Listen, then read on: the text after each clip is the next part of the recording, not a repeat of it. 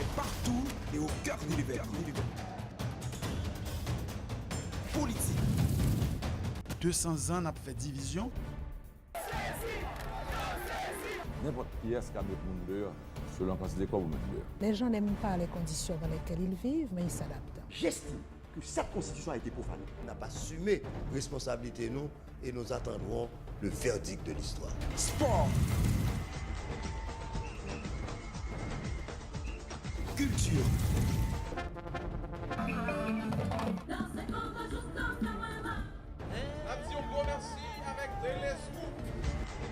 Économie. Santé. Scoop.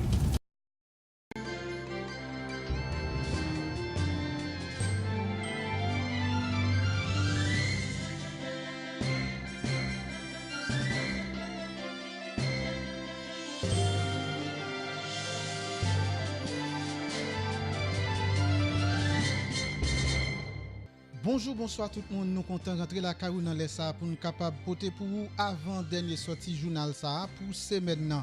Président République là tourné dans pays hier mercredi 10 avril là après plus passé 24 temps dehors côté l'Italie participer dans forum Latina America Panama 2019 là. Jovenel Moïse Techita parlé dans occasion avec président Panama Juan Carlos Varela, directeur chambre commerce Dubaï là Maïd Saïf Al-Kouraï avec président Bidla Luis Alberto Moreno.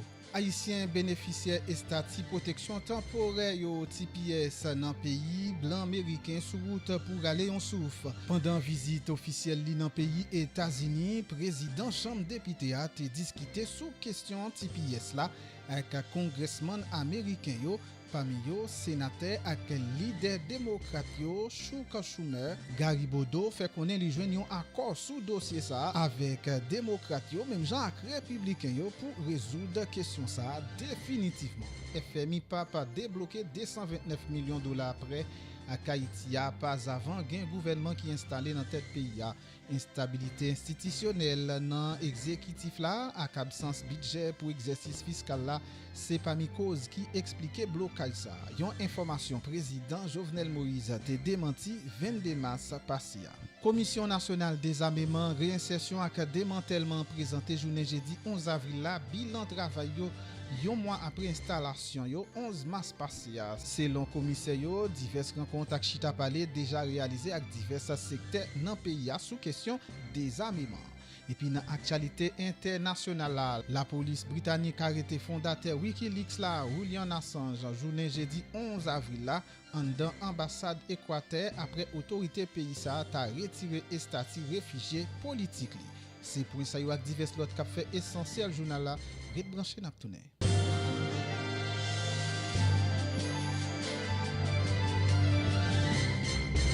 Merci parce que vous choisi Scoop TV pour informer ou men journal là en détail. Président République là Jovenel Moïse retourné dans pays hier mercredi 10 avril là, chef l'État saute passé 24 temps dans pays Panama dans cadre de participation li dans forum Latina America 2019 côté plusieurs chefs l'État ak entreprise d'ap participer dans salon diplomatique aéroport international Toussaint Louverture. Jovenel Moïse présenté bilan voyage ça. Chef l'État haïtien a précisé li te chita parler avec président panaméen Juan Carlos Varela, directeur général chambre commerce Dubaï là ak sous-secrétaire affaires économiques ministère économie Émirats Arabes Unis pour ne citer moun sa yo seulement. Échange yo te chita principalement sous possibilité investissement dans pays particulièrement coopération dans domaine énergie, sécurité ak agriculture. Yon bout dans déclaration président Jovenel Moïse. Moi j'ai rencontré président Panama Juan Carlos Varela. Côté nous te discuté sur plusieurs thèmes de coopération, tant que affaires sécurité. Nous te parlé de coopération entre police nationale d'Haïti et police Panama. Et surtout, je t'ai parlé sur échange d'expérience avec formation mesdames policiers. Parce que comme nous connaissons, police nationale là, gagne environ 10% filles qui la donnent. Et formation ça yo pral basé sur les affaires police communautaire qui cap permettre famille qui a un problème en dans pays police communautaire, mesdames qui dans police ça, qui dans unité ça, je dirais, plus formation, vous venir servir plus bien. Dans le domaine agriculture, nous parlons de coopération dans les affaires semences, parce que même dans Panama, ils travaillent même ici en Haïti. Après 215 ans d'indépendance, nous commençons à travailler dans les affaires sans semencier. Jean ça fait dans le nord-est, dans la Tibonite avec dans le sud. Nous parler avec le président sur les affaires coopération, dans les affaires semences améliorées. Il est très excité sur ça pour voir comment nous sommes capables, ensemble, surtout eux-mêmes, ils ont une bonne spécialité dans le domaine maïs. Dans les affaires formation professionnelle, nous avons parlé tout avec le président Varela, qui fait construire une école professionnelle dans Panama qui coûtait environ 150 millions de dollars. L'école a une capacité pour 5 000 personnes. Et c'est l'école qui permet aux gens de former dans 2 ans.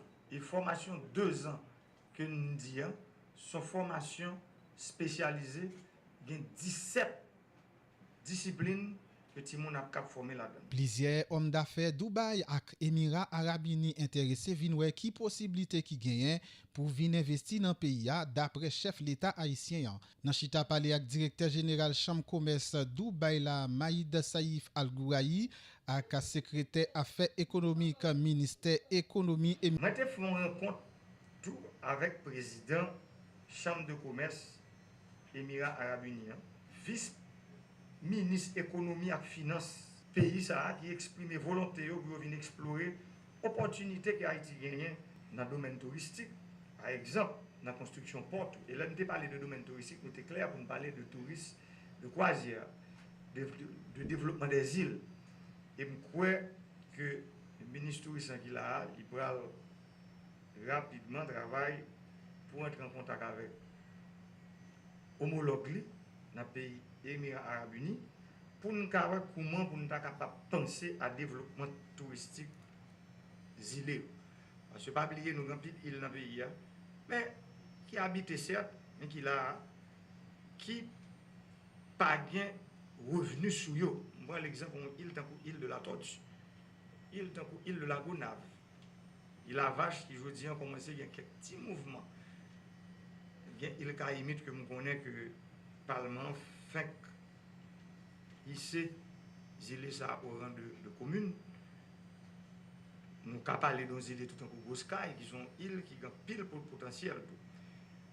Ils sont très intéressés pour être capables de travailler avec nous dans le domaine touristique, parce que eux-mêmes, c'est dans le domaine qui ont développé en pile la caille.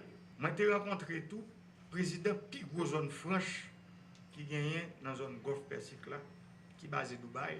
Yo même tout. Yo voulez venir regarder potentialité Haïti gagne pour investissement parce que yo tout voulez saisir avantage loi Hope Help que nous gagnons aux États-Unis parce que nous voulons pour tout le monde qui attendait la journée qui regarder. Nous comprenons ça très bien. Loi Hope là c'est pas seulement pour le secteur textile. Loi ça il faut nous dire nous avons un accord que nous avons signé avec les États-Unis depuis l'année 2000. Accord ça permet à Haïti d'exporter 5000 produits sur les États-Unis sans droit de douane. Ça veut dire qu'une seule partie là peut-être que nous exploitons, c'est partie côté nous exporter textile. Ça veut dire appareil. Commission nationale qui travaille sur désarmement, démantèlement et réinsertion qui gagne nom CNDDR présenté journée jeudi 11 avril là, bilan travail après chef l'État Jovenel Moïse a réactivé commission ça 11 mars passé. Rencontre avec plus haut niveau dans commandement police nationale là, chita parlé avec diverses associations dans le secteur public ou privé, travail pour siati un accord pour la paix avec zone risquée c'est quelque parmi réalisation commission désarmement d'après Gretz Marie-Lydie Simonel Charles. Nous voulons rappeler à la nation, article 4, arrêté présidentiel qui datait de 27 février 2019, qui créait CNDDR là et qui clairement établit mission nous. CNDDL a pour mission pour coordonner et appliquer politique l'État dans tout ça qui est pour ouais à désarmement, démantèlement de groupes qui illégalement armés et faire réinsertion tout individu qui désarmé. En ce sens, nous gagnons pour mettre en application politique et stratégie gouvernement, nous mettons sous place un programme national DDR. Nous gagnons mission également pour nous coordonner toute action différents services de l'État et organisations dans la société qui impliquent dans le processus DDR. Là. Et en troisième lieu, CNDDR là, gagne pour le faire promotion, partenariat avec tous les partenaires internationaux qui sont impliqués dans le processus là, et également avec tous les secteurs sociaux et économiques nation. Dès le lendemain que nous avons installé nous, qui était le 12 mars, sans perdre du temps, la commission a été mise au travail. Premier bagage que nous faisons état des lieux. Nous allons évaluer la situation, nous collecter tous anciens documents qui étaient disponibles, qui étaient là depuis l'ancienne commission qui était gagnée. Et là, nous fait tout ramasser ça, nous continuer pour nous élaborer plan d'action par nous. Nous élaborer un budget de fonctionnement que nous déjà acheminé à l'exécutif. Nous rencontrer des acteurs clés de la vie nationale et nous rencontrer également des partenaires internationaux. Nous rencontrer avec délégués départementaux qui c'est G avec oreilles exécutif là dans tout département. Nous rencontrer au commandement de la police là. Nous chita avec un pile acteur dans la chaîne pénale là, dont le ministre de la Justice, le commissaire de gouvernement de Port-au-Prince. Nous chita également avec le ministre des Affaires sociales là, toujours surtout dans le cadre volet réinsertion commission. Nous chita avec la mairie de Cité-Soleil, le maire en particulier, le député de Cité-Soleil. Nous chita également avec plusieurs entités en dedans ministère de l'Intérieur et des collectivités territoriales. Nous rencontrons un pile notable jusqu'à présent, nous rencontrons un pile organisations sociales, dont les notables de Cité-Soleil, et plusieurs organisations sociales en dedans communes qui déjà rentré dans le processus de la paix, qui manifestaient volonté pour travailler avec CNDDR. Nous travaillons dans ce moment-là sur un accord de paix avec certaines zones.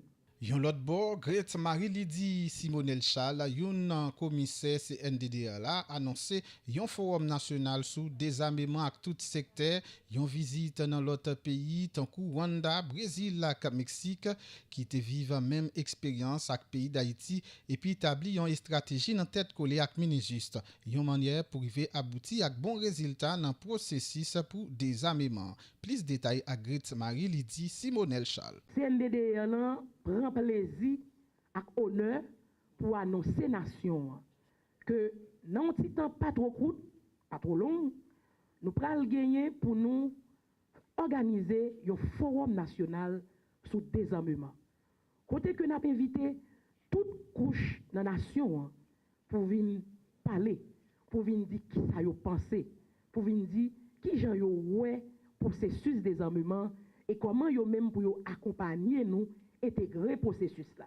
Nous planifions dans le moment des visites d'échange avec des pays, nous planifions ça, des pays qui vivent en situation qui était à un moment donné de l'histoire similaire à Pano en Haïti, des pays par exemple tant que Rwanda, des pays comme le Mexique, le Brésil pour ne citer ça seulement, et côté que nous travaillons sur l'expérience pour ça et ouais comment nous capables venir avec des bagages en plus la caille par nous. Nous en phase d'élaboration de une stratégie nationale avec partenaires internationaux dont la Minijust. Nous continuons le travail, nous continuons à rencontrer toutes couches nationales, nous projeter des rencontres avec vice-délégués, le fait qui déjà là, qui attend nous allons commencer avec eux.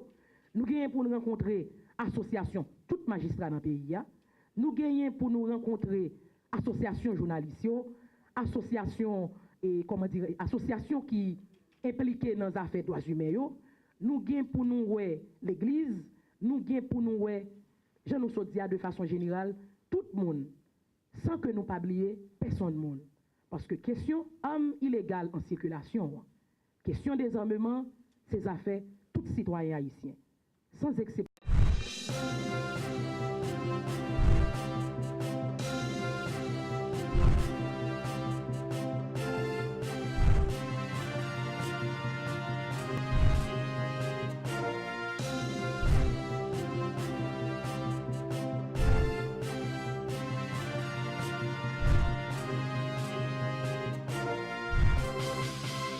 Moment arrivé pour nous porter pour page internationale journal la police britannique a arrêté fondateur Wikileaks là Julian Assange journée jeudi 11 avril là en dans ambassade d'Équateur après autorité pays ça a retiré statut réfugié politique li. Julian Assange a été arrêté à l'intérieur de l'ambassade d'Équateur à Londres par la police britannique après que cette dernière a été invitée à pénétrer dans le bâtiment. Préalablement à son arrestation ce jeudi, son statut de réfugié politique lui a été retiré par les autorités équatoriennes. En octobre, l'Équateur avait limité les visites et communications du fondateur de Wikileaks, estimant qu'il s'était rendu coupable d'ingérence dans les affaires intérieures du pays. Et c'est en vertu d'un mandat d'arrêt de 2012 délivré par un tribunal londonien que Julian Assange a été arrêté et placé en garde à vue. Il devrait être présenté devant ce même tribunal dans l'après-midi. Lénine Moreno, le président équatorien, a justifié lors d'une allocution télévisée l'arrestation de Julian Assange en évoquant un comportement discourtois et agressif et précisé que c'est en toute souveraineté que l'Équateur avait pris la décision de l'arrêter. Les États-Unis, juste après l'arrestation de Julian Assange, ont réclamé aux autorités britanniques son extradition. Une extradition que craint l'ex-lanceur d'alerte, car il y est recherché pour la publication de centaines de milliers de documents diplomatiques. Ce matin, le président équatorien a promis que Julian Assange ne serait pas extradé vers un pays où il risquerait la peine de mort.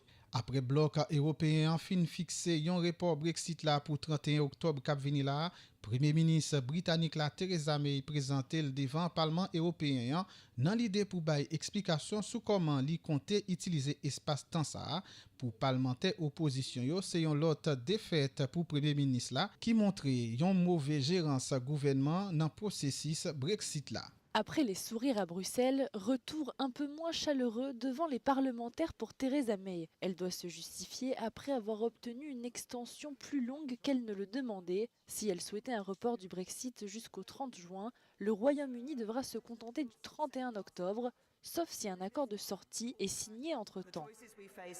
Les choix qui s'offrent à nous sont difficiles et le calendrier est clair. Je crois que nous devons maintenant poursuivre nos efforts pour parvenir à un consensus sur un accord qui est dans l'intérêt national.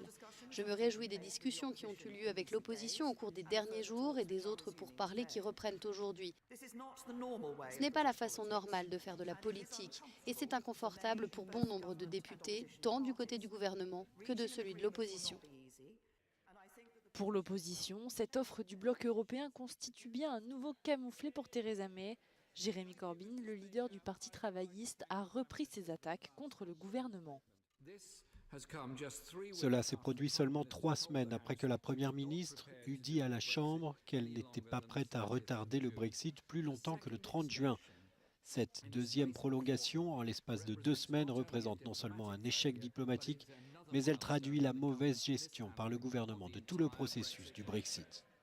Si les Britanniques parvenaient à faire ratifier le traité du divorce avant la fin octobre, le Brexit serait effectif le premier jour du mois qui suit. La porte de l'Union européenne n'est pas encore fermée, mais Bruxelles a bien l'intention de ne pas la rouvrir après le 31 octobre. Dans le pays Soudan, ministre défense là confirmé information qui t'a fait quoi l'armée pays ça bail président Omar el-Béchir qui t'a dirigé depuis 29 l'année un coup d'état. Pour Kounia, c'est un conseil militaire qui prévoit remplacer le président soudanais pour dès l'année alors que frontières et espace aérien yo fermé jusqu'à nouvel ordre. Des milliers de Soudanais affluent au siège de l'armée qui abrite aussi la résidence du président à Khartoum.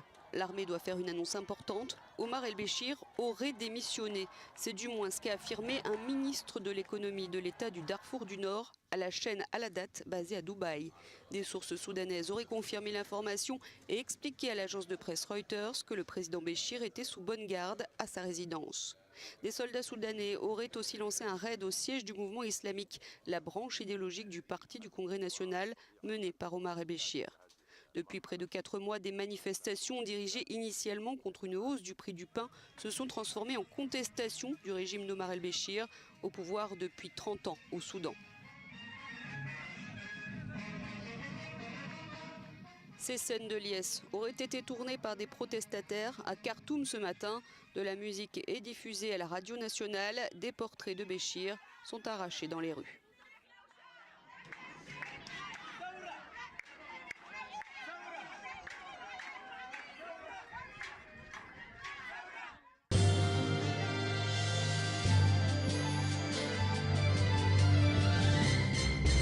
C'est là, nous mettons en bout avec le journal là, amis téléspectateurs, avant nous aller quitter, nous rappeler quelques points nous arrivé développer pour nous dans le journal là.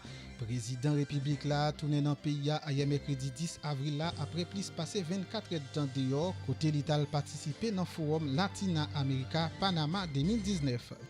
Haïtiens bénéficiaires et statut protection temporaire dans le pays blanc américain sous route pour aller en souffle.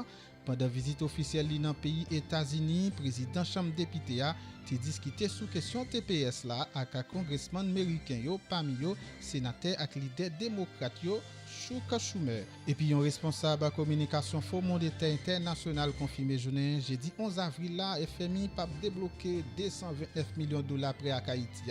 Pas avant, il y a un gouvernement qui est installé dans tête pays, instabilité institutionnelle dans l'exécutif là, avec absence budget pour exercice fiscal là, c'est parmi causes qui expliquent le blocage ça. Il y a une information président Jovenel Moïse a démenti 22 mars passé. Et puis, Commission nationale des armements, réinsertion et démantèlement, présenté bilan travail, journée jeudi 11 avril, là, un mois après installation. Selon commissaire, diverses rencontres avec Chita Palais déjà réalisées avec divers secteurs dans le pays sous question ça. Et puis, dans l'actualité internationale, la police britannique a arrêté fondateur Wikileaks, là, Julian Assange, journée jeudi 11 avril, là, en dans l'ambassade Équateur après autorité pays ça a retiré et statut réfugié. Merci parce que vous choisissez Scoop TV pour informer ou continuer brancher pour suite la programmation.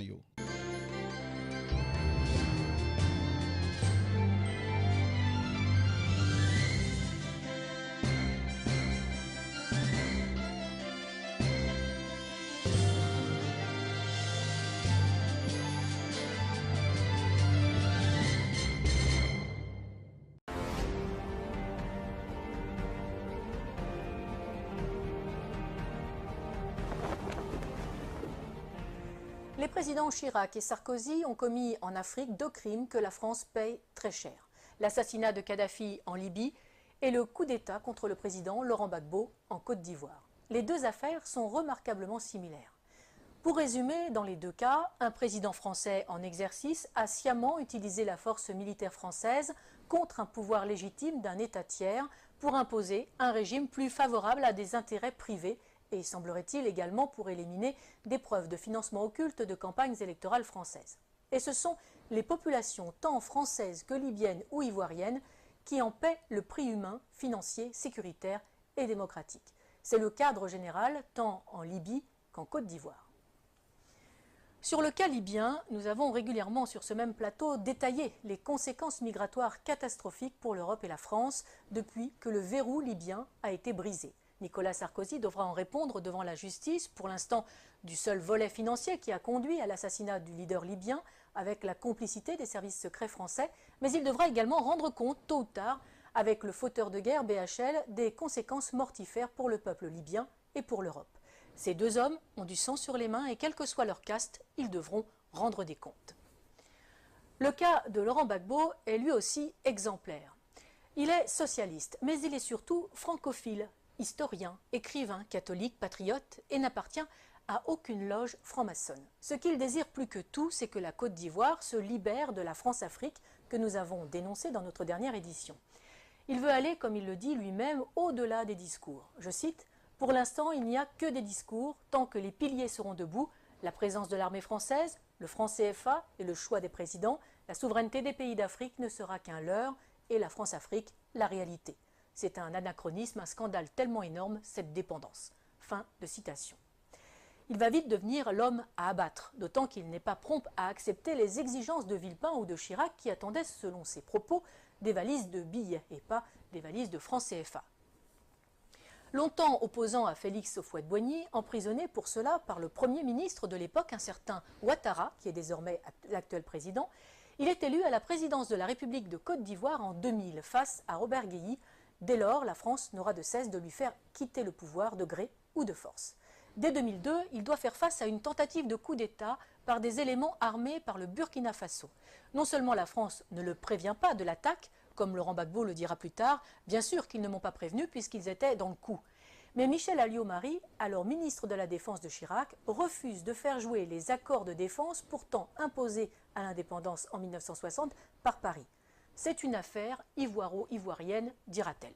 Henri Emmanuelli, ancien président PS de l'Assemblée nationale, expliquera cette trahison par cette sentence, je cite, « Laurent Gbagbo a eu depuis le début un souci, faire de la Côte d'Ivoire un pays indépendant. C'est cela qui ne lui a pas été pardonné. » Pour Laurent Gbagbo, ce coup d'État est la conséquence directe d'une loi sur l'assurance maladie qu'il a fait voter.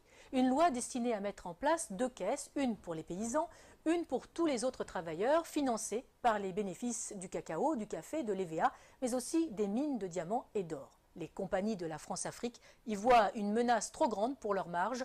Le coup d'État est donc lancé. La moitié nord du pays sera depuis cette date sous la domination de bandes de pillards et de rebelles. L'immigration de dizaines de milliers d'étrangers et la distribution de cartes d'électeurs visent à fausser le vote des Ivoiriens et à faire main basse sur le sud, Eldorado agricole et minier de l'Afrique. 30% de la population ivoirienne est, selon les dernières estimations, d'origine étrangère. En 2010, lors de l'élection présidentielle à Bouaké, fief de la rébellion et de Ouattara, on relèvera 250 000 votes exprimés pour 150 000 électeurs inscrits. Mais les événements ne vont pas assez vite. Pire, le régime légal de Laurent Gbagbo tient bon et avance vers la modernité. Décentralisation, création de conseils généraux qui s'attellent à la construction de lycées, de dispensaires, de routes. Les succès du Sud, sous le contrôle du pouvoir légal d'Abidjan, font rêver les Ivoiriens de la partie nord qui subissent les pillages et l'arbitraire des rebelles qui soutiennent Ouattara. Laurent Gbagbo est de plus en plus populaire. Si Laurent Gbagbo n'est pas dupe, il confiera depuis sa cellule à La Haye, je cite, « Pour anticiper les coupes d'État, il me suffisait de suivre les cours du cacao ». Il fait preuve de retenue, accepte de discuter même avec les rebelles, et malgré le double jeu du gouvernement français. L'ONUCI, l'opération des Nations Unies en Côte d'Ivoire, saluera même le professionnalisme des opérations militaires de l'armée ivoirienne qui ne provoquent aucun dégât collatéral ni victime innocente. Il faut donc trouver un prétexte.